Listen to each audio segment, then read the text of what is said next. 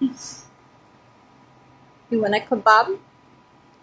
I got him kebabs, and he thinks that they're for to be petted. He likes to be petted with all of his food so he can smell. What is the scent that we scented you? Tutti Frutti? You Tutti Frutti boy? He smells like fruit.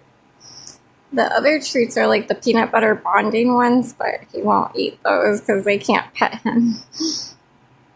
Apparently this is supposed to be edible, the whole thing.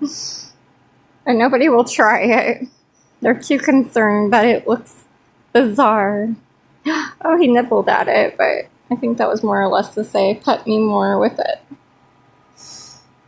What do you think, Beeper? You gonna show him how it's done? Come on, Beeper. Such a good girl.